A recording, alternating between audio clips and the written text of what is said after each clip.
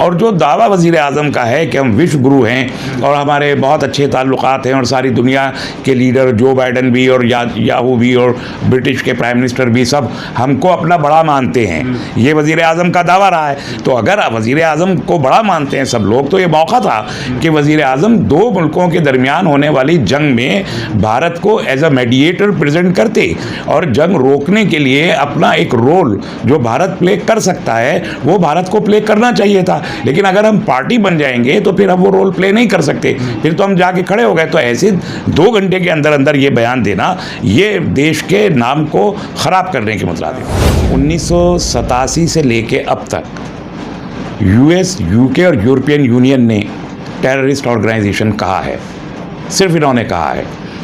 इसीलिए मैंने कहा कि जो उनकी वोकैबुलरी है, जो उनकी शब्दावली है, वो भारत में प्राइम मिनिस्टर कैसे बोल सकते हैं। और खैर प्राइम मिनिस्टर ने नहीं बोली, लेकिन मीडिया बोल रहा है। इसके अलावा यूनाइटेड नेशंस ने 1987 से अब तक कई बार कोशिश की गई कि UN हमास को टेररिस्ट ऑर्गेनाइजेशन घोषित करे, नहीं हुआ।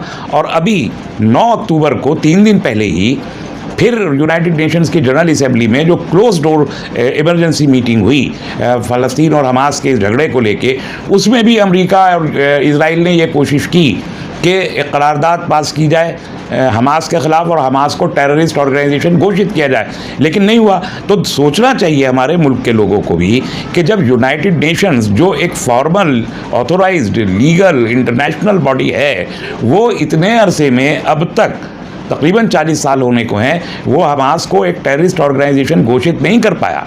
और अभी 9 अक्टूबर को 3 दिन पहले ही वो अटेम्प्ट फिर नाकाम हो गई। ऐसे में हमको वो ज़बान इस्तेमाल करना जो अमरीकियों की ज़बान है और विदेशियों की ज़बान है, तो ये तो मीडिया की इंटेग्रिटी के ऊपर सवाल है कि आप एक इलीगल वोकैबुलरी का इस्तेमाल कर रहे हैं एक लेजिटिमेट ऑर्गेनाइजेशन के ख़िलाफ़ जो अपने हक़ के लिए लड़ाई लड़ रही है और मज़लूमों की हिमायत के लिए लड़ाई लड़ रही है। देखिए, एशिया का कंसोलिडेशन हो रहा है। एक बड़े लंबे अरसे के बाद ये हो रहा है कि एशियाई ममालिक एक दूसरे के करीब आ रहे हैं। रूस और चीन उसकी अगुवाई कर रहे हैं। वेस्ट एशिया में ईरान और सऊदी अरब जैसे ममालिक भी एक दूसरे के करीब आए हैं। यमन की जंग उसके नतीजे में रुकी है। तो जब के एशिया कंसोलिडेट हो रहा हो और एशिया दुनिया के कॉन्टिनेंट्स का सबसे ज़्यादा रिसोर्सफुल, सबसे ज़्यादा बड़ा in term of population, in term of resources, in term of human resources, in term of security, in term of strategy, सबसे ज़्यादा अहम खित्ता है एशिया, वो अब एक दूसरे के करीब आ रहा है। इससे यूरोप को एक थ्रेट महसूस हो रहा है। यूरोप बहुत छोटा है, रिसोर्सेज कम है, पॉपुलेशन कम है, ह्यूमन रिसोर्स कम है। तो इसने पहले रूस एंड यूक्रेन की जंग का आगाज़ किया, तो एशिया के एक छोर पे रूस एंड यूक्रेन को इंगेज कर दिया। अब दूसरे छोर पे जो बिल्कुल यूरोप के सरहद पे है, एशिया के दूसरे छोर पर भी एक जंग शुरू कर दी। तो एशिया के अंदर दोनों पोल्स पे एक जंग शुरू करके यूरोप ने एक लंबे अरसे के लिए खड़ी कर दी है। सर, जिस तरह से लगातार हमास हमला कर रहा है और इजराइल और फ़लस्तीन के बीच जो वहाँ पर संघर्ष छिड़ा हुआ है, उस पर भारत भी समर्थन दिया है और प्रधानमंत्री मोदी ने इजराइल के साथ खड़े हो रहे हैं। तो आप कैसे देख रहे हैं इन तमाम चीज़ों को? देखिए, प्राइम मिनिस्टर का जो मौक़िफ़ है वो बहुत ही प्री मैच्योर है, अनटाइमली है और विदाउट एनी कंसल्टेशन है। तो हमारी तो पिछले 75 साल से भारत की एक पॉलिसी फ़लस्तीन के बारे में रही है कि फ़लस्तीन फ़लस्तीनियों का है। गांधी जी से लेके नेहरू तक और नेहरू से लेके अटल बिहारी वाजपेयी तक हर एक ने ये बात कही है कि फ़लस्तीन फ़लस्तीनियों का है और फ़लस्तीनियों को उनके घर वापस जाना चाहिए। ऐसे में वज़ीर आज़म का ये बयान कि हम इजराइल के साथ खड़े हैं तो ख़ुद देश की पॉलिसी के ख़िलाफ़ है और देश के हित के ख़िलाफ़ है, इसलिए कि वहाँ पर पूरे वेस्ट एशिया में हमारे दोस्तों की कोई कम तादाद नहीं है। दोस्तों ममालिक की पूरा अरब पेनिनसुला अब हमारी दोस्ती हो गई है। फिर इसराइल के बॉर्डर पे जो कंट्रीज़ हैं लाइक जॉर्डन है, इजिप्ट है, सीरिया है, सब हमारे दोस्त ममालिक हैं। ऐसे में अगर हम सिर्फ एक पार्टी बन जाते हैं और ये कहते हैं कि हम इसराइल के साथ हैं, तो पूरा वेस्ट एशिया को हम अपने ख़िलाफ़ कर लेते हैं और हमारे उनसे तिजारती, सफारती और सियासी ताल्लुकात बहुत अच्छी नौइयत के हैं। तो इसलिए ये पॉलिसी देश हित की पॉलिसी नहीं है, ये एक जुनूनी पॉलिसी का नतीजा है जिससे वज़ीर आज़म को बचना चाहिए था और उससे पहले कंसल्टेशन करना चाहिए था। हमारा एडमिन बहुत ही स्ट्रॉन्ग है, बहुत इंटेलिजेंट लोग हमारे मिनिस्ट्री ऑफ एक्सटर्नल अफेयर्स में जो IAS IFS ऑफिसर्स हैं, डिप्लोमेट्स हैं, उनसे मशवरा करना चाहिए था। यहाँ पर जो पॉलिटिकल पार्टीज़ हैं तो उनको एक और इतना सेंसिटिव इशू है, ये यूक्रेन एंड रूस की तरह का इशू नहीं है। वेस्ट एशिया में एक दूसरे छोर पे मैदान जंग एक नया खोला गया है यूरोप की जानिब से जानबूझ के। तो ऐसे में तमाम पॉलिटिकल पार्टी से कंसल्टेशन करना चाहिए था वज़ीर आज़म को इतना एडवर्स स्टेटमेंट देने से पहले, जो हमारी stated and age old foreign policy में टोटल यू शिफ्ट है। तो इससे पहले तो मशवरा करना चाहिए था ना। इजराइल से भी भारत के अच्छे रिश्ते हैं, प्रधानमंत्री के दोस्त, याराना रिश्ता है।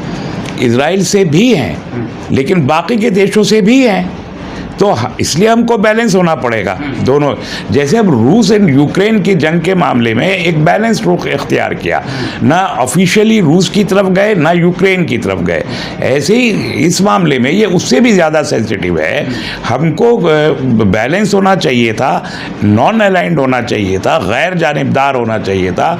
और जो दावा वज़ीर आज़म का है कि हम विश्व गुरु हैं और हमारे बहुत अच्छे ताल्लुकात हैं और सारी दुनिया के लीडर जो बाइडन भी और याहू भी और ब्रिटिश के प्राइम मिनिस्टर भी सब हमको अपना बड़ा मानते हैं, ये वज़ीर आज़म का दावा रहा है। तो अगर वज़ीर आज़म को बड़ा मानते हैं सब लोग, तो ये मौका था कि वज़ीर आज़म दो मुल्कों के दरमियान होने वाली जंग में भारत को एज अ मीडिएटर प्रेजेंट करते और जंग रोकने के लिए अपना एक रोल जो भारत प्ले कर सकता है वो भारत को प्ले करना चाहिए था। लेकिन अगर हम पार्टी बन जाएंगे तो फिर हम वो रोल प्ले नहीं कर सकते, फिर तो हम जाके खड़े हो गए। तो ऐसे 2 घंटे के अंदर अंदर ये बयान देना ये देश के नाम को खराब करने के मुतरादिफ। लेकिन भारत की मीडिया जिस तरह से हमास को एक आतंकी संगठन बता रही है, उसे कैसे देख रहे हैं? भारत का मीडिया गुलामाना जहनियत के साथ काम करता है, जर्नलिस्टिक स्टैंडर्ड के साथ काम नहीं करता।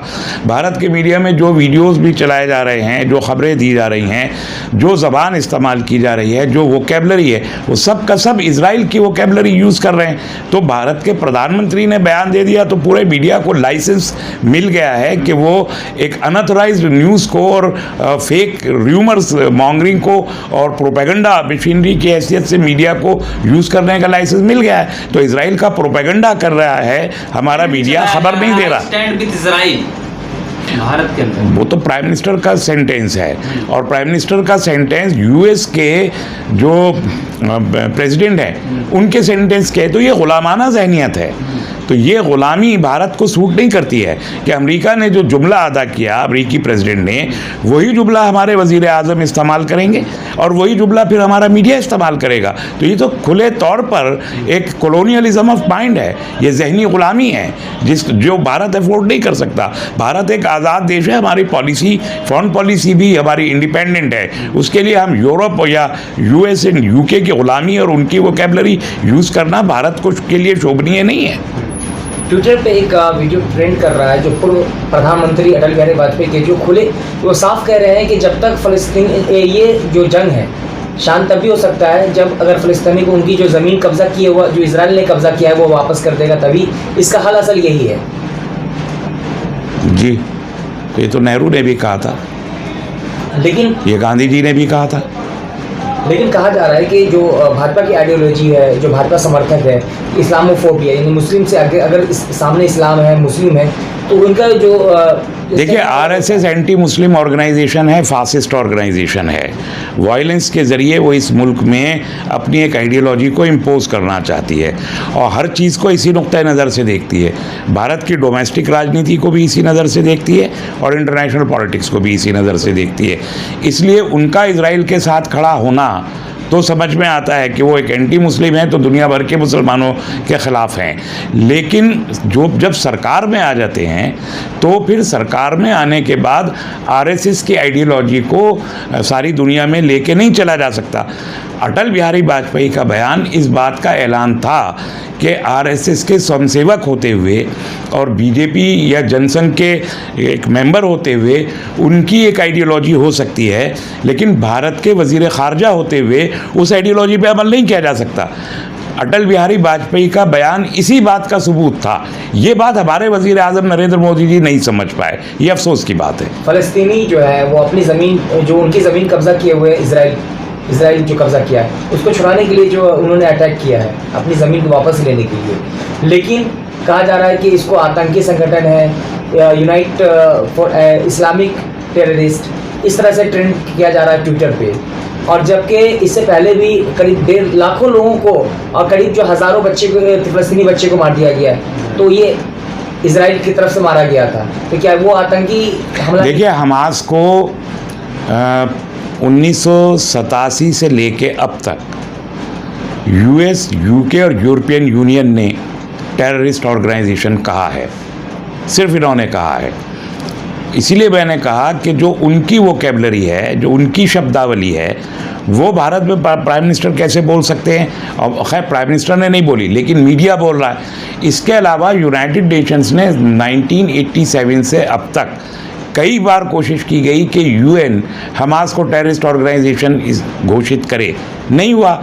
और अभी 9 अक्टूबर को 3 दिन पहले ही फिर यूनाइटेड नेशंस की जनरल असेंबली में जो क्लोज डोर इमरजेंसी मीटिंग हुई फ़लस्तीन और हमास के झगड़े को लेके, उसमें भी अमेरिका और इजराइल ने ये कोशिश की कि एक करारदाद पास की जाए हमास के ख़िलाफ़ और हमास को टेररिस्ट ऑर्गेनाइजेशन घोषित किया जाए, लेकिन नहीं हुआ। तो सोचना चाहिए हमारे मुल्क के लोगों को भी कि जब यूनाइटेड नेशंस जो एक formal authorised legal international body है, वो इतने अरसे में अब तक तकरीबन 40 साल होने को हैं, वो हमास को एक टेररिस्ट ऑर्गेनाइजेशन घोषित नहीं कर पाया।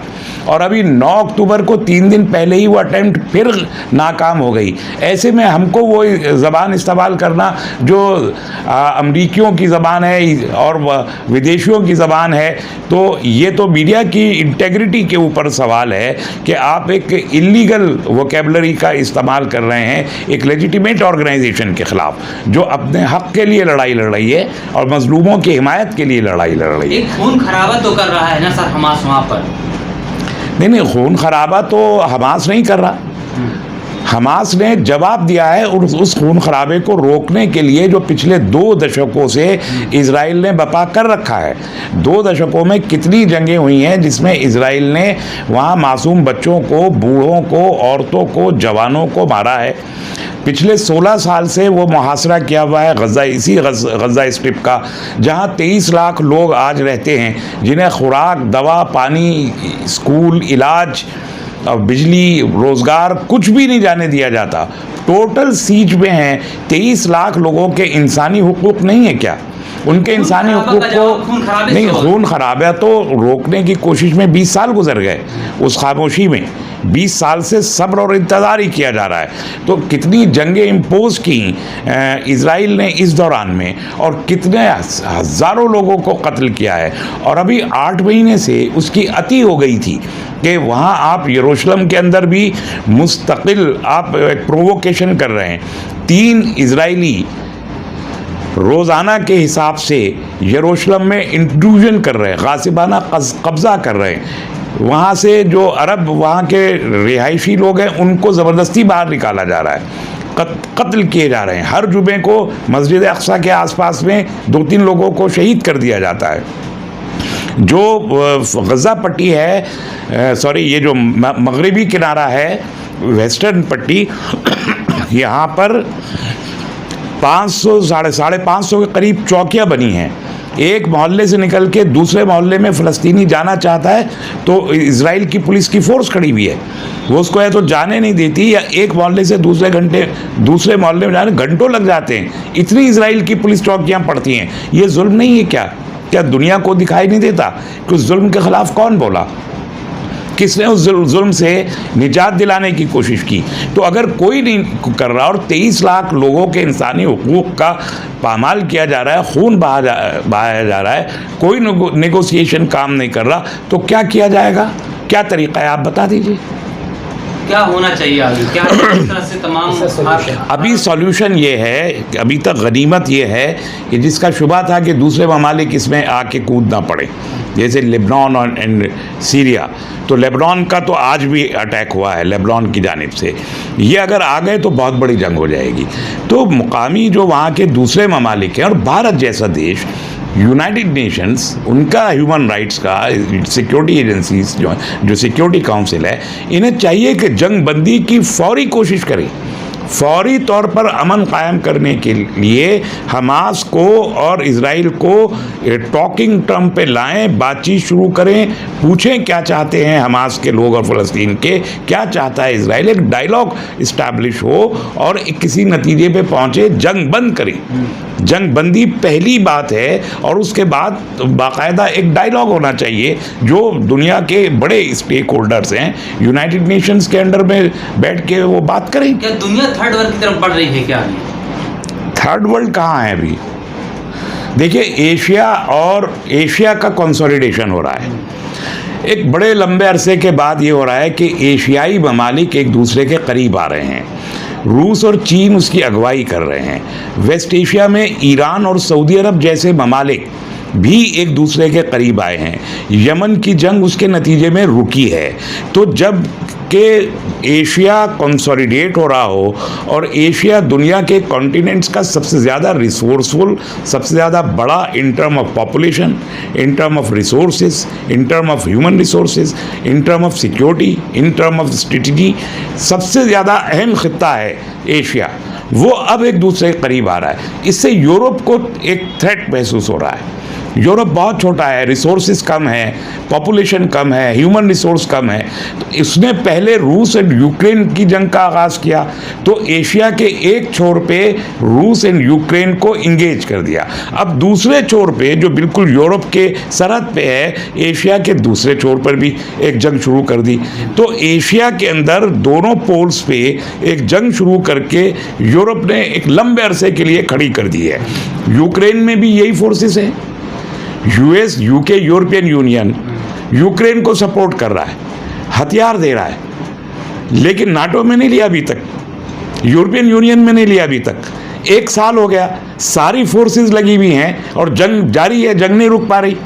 लाइकवाइज आपने अब फ़लस्तीन में जो मोर्चा खोला है, इस मोर्चे को बंद करने में आपका कोई योगदान नहीं है, बल्कि जो फोर्सेस यूक्रेन को सपोर्ट कर रही हैं वही फोर्सेस इजराइल को सपोर्ट करने के लिए आके खड़ी हो गई। इसका मतलब यह है कि आप एशियन कंसोलिडेशन को रोकने की साजिश कर रहे हैं, सिर्फ अपनी हेजेमनी कायम रखने के लिए। ये एक्चुअली एलाइड फोर्सेस हैं, वो एलाइड फोर्सेस हैं जिन्होंने दुनिया को 3 बड़ी जंगें दे के करोड़ों लोगों को कत्ल किया है। यानी यूके, यूएस, फ्रांस, जर्मनी और शुरू के ज़माने में जापान भी उसमें शरीक था, फिर रूस भी उसमें शरीक हो गया था, चाइना नहीं था उस वक्त तक इतना पावरफुल। ये एलाइड फोर्सेस थे। इन्होंने 1912 में बल्कान की जंग शुरू की, जिसके नतीजे में तुर्की का कैलिफेट कोलैप्स हुआ। इसके बाद इन्हीं लोगों ने फर्स्ट वर्ल्ड वॉर ऑर्गेनाइज किया, यही लोग थे ना, यही फोर्सेस जो आज इजराइल के साथ खड़ी हैं आके इस जंग में, और जो यूक्रेन के साथ आके खड़ी हैं, इन्होंने ही फर्स्ट वर्ल्ड वॉर की। और 1917 में बेल्फोर्ट डिक्लेरेशन इन्हीं फोर्सेस ने करवाया था, जिसके तहत यहूदियों को फ़लस्तीन में दाखिले की इजाज़त दी गई थी। और यही फोर्सेस थी जिन्होंने सेकेंड वर्ल्ड वॉर करवाया। और सेकेंड वर्ल्ड वॉर के बाद 1948 में यूएन का रिजोल्यूशन ला के इसराइल के बाकायदा क़याम के। तो 3 जो ये जंगें हैं, Balkan, first world war and second world war, ये तीनों जंगों का जो मरकज़ है और जो उसका क्रक्स है वो तो इसराइल का क़याम रहा है। तो इसराइल की वजह से जहां अभी 75 लाख भी यहूदी नहीं है, थोड़े उससे भी कम है, उसके लिए हम 5 करोड़ से ज़्यादा लोगों को कत्ल कर चुके हैं ये एलाइड फोर्सेस। और आज भी यूनाइटेड नेशंस में कब्जा किसका है? एलाइड फोर्सेस का। इससे पहले लीग ऑफ नेशंस किसने बनाई थी? यही एलाइड फोर्सेस थी। ख़त्म किसने किया? इन्हीं एलाइड फोर्सेस ने। यूएन बनाया इन्हीं एलाइड फोर्सेस ने। यूएन को कंट्रोल कौन करता है? वीटो पावर किन के पास है? इन्हीं एलाइड फोर्सेस के बाद। तो इस सारी दुनिया में जो तशद्दुद बपा है, जो खून खराबा है, जो भूख है, जो हैवानियत का सलूक है, जो गरीब आवाम को कुचलने का प्रोसेस है, वो ये रूस, ये बरतानिया, अमेरिका, यूरोपियन यूनियन ये जिम्मेदार है उसके लिए।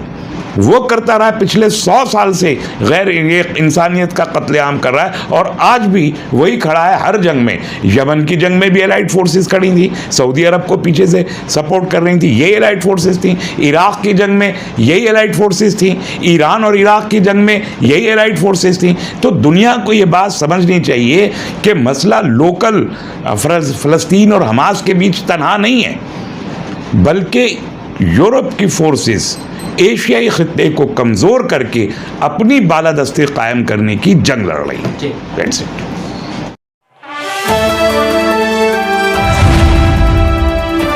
द इंडियन खबर, सच आपके सामने।